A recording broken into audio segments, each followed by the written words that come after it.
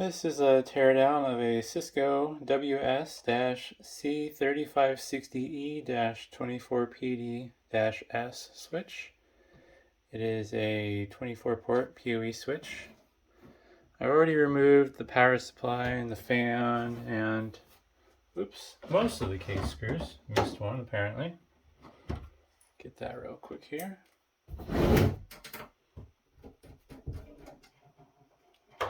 Alright. Now, kind of have to fight to get these covers off. They fit kind of tight. Hopefully it doesn't come through too loud.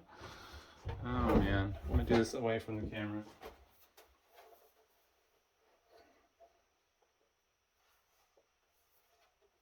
There we are. Alright, got the cover off now. That was something. And there's this really beefy power cable going through internally, which is for the external power supply. The external backup power supply, that is. Although I'm not sure, you might be able to run one of these with just the external power. I've never tried, so yeah. And the connector is kind of reminiscent of a, I think it's 20 pin. Oh no, 22. Interesting. Well, I was going to say it's kind of reminiscent of a motherboard power connector, but they don't make a 22 pin motherboard power connector. At least not yet.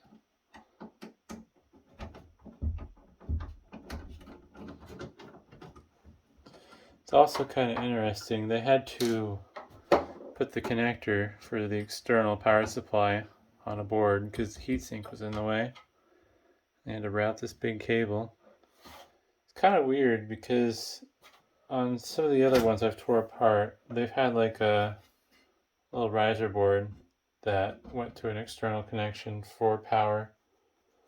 At least I think that's what they're for. It might have been for tying switches the other two, but so there's the external power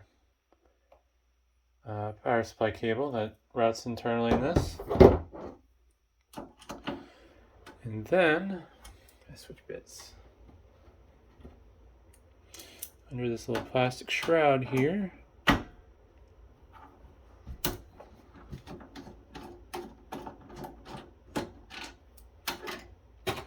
is the little riser board for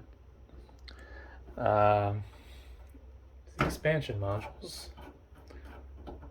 I don't have a lot of experience with these older ones, so I don't remember what they're called.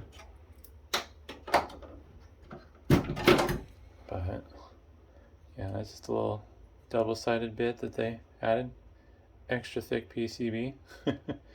I'm not sure why it's so thick. I mean, there must be a good reason for it, but I guess there's quite a few connectors or connection points on that, and then you got this, which I think is probably power delivery based on the fact that that connector appears to be, I think, looks like just a bunch of capacitors. It's surrounded by a bunch of capacitors there. And I would take out the main board. I'm going to scrap this, but it'd take forever. So, with the power of movie magic, I have one here that I've already tore apart.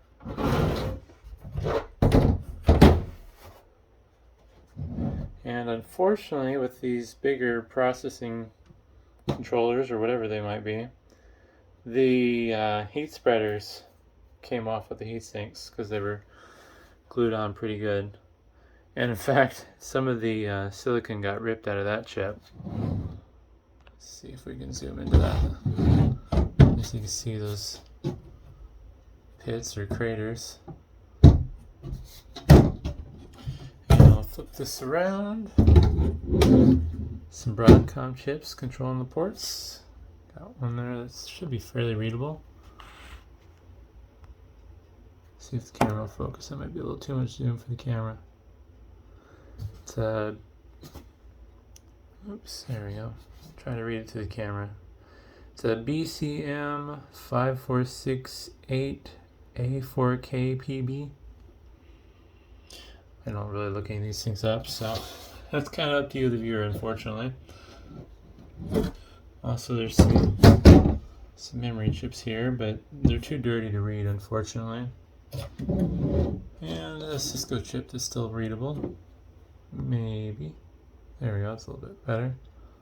Kind of hard to read through the screen. It's like Yeti 2 is written on it. Oh, there we go. Nice and focused now. I'm assuming that this is where the boot and processor and stuff is. This is all just for switching. Also, there is some stuff on the back of the switch ports.